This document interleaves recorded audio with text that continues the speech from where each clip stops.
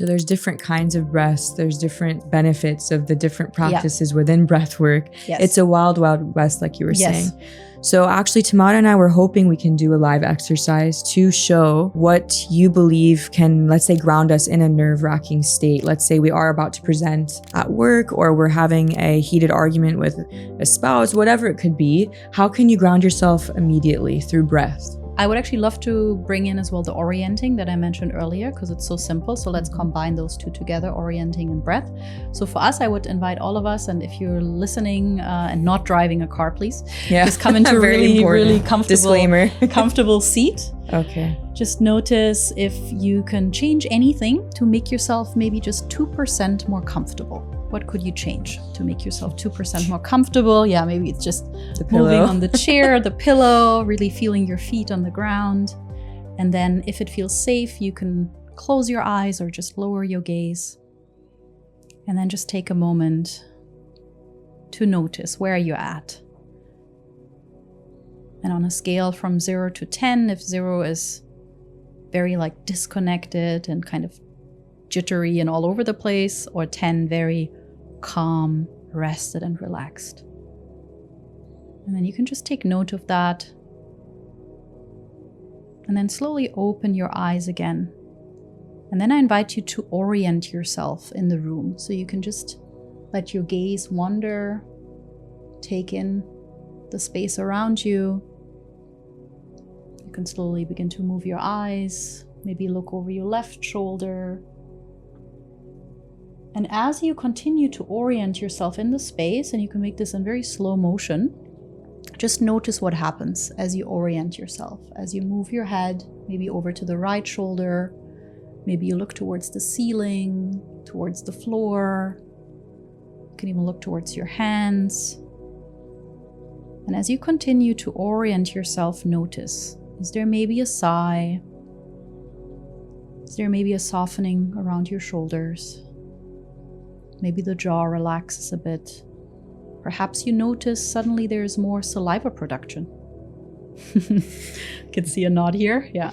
Yeah, I do feel that. And then this is part 1. So orienting, and then you can just come back to center, maybe close your eyes again or just lower the gaze.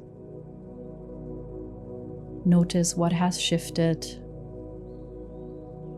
And then I invite you to connect with the breath without changing the breath. Very important.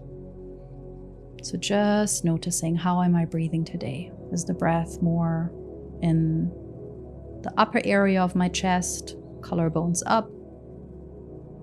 Is there any movement in the rib cage?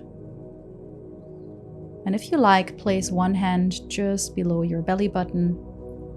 You can place the other hand on your heart space. And without necessarily manipulating the breath, just through becoming more aware that there's a hand placed on your belly, can you allow your breath to drop a little bit deeper? And maybe you want to inhale for 4 and exhale for 6. And again, this is just a suggestion. Maybe inhaling for 3, 2, 1 feels already enough. And then you can exhale for 5, 4, 3, 2, 1. Inhale again, maybe for 4, 3, 2, 1. And exhale for 5, 4, 3, 2, 1. So we have a slightly longer exhale than the inhale. And I'm only showing this with the counting because it can give us a guideline, but don't get too fixated on the counting. It's more about just attuning to, okay, how am I breathing today? Can I send the breath a little bit deeper into the belly? Can I become aware that my whole body is a living, breathing being, and that the breath is what can connect me to my soul and maybe some other parts that have been either forgotten or suppressed. And then we could stay here forever. And maybe at the end, you'll take another nose inhale and end with a beautiful exhale and sigh. Relaxing your jaw, noticing the tongue, maybe even moving the tongue ever so slightly. And then coming back here into the space. I almost slept. Yeah, well, she's also sleep deprived with the newborn. Yeah, exactly. I can imagine. But I just noticed during it that my tongue is always to the roof and I'm always clenching. Yes. Jaw. Yes. So just to actively stop doing that can help. Yes. Yes. And the reason I started with the orienting is to foster that first sense of safety, right? Through the eyes, we take in a lot of data. And now the eyes were like, okay, cool. Yeah, I'm in a safe place here. We can relax. And you said that you noticed more saliva production, right? And that's a typical rest and digest response. And when you cry also, you produce. Yeah. I always notice that. The minute you start tearing, my mouth is like also tearing. Yeah.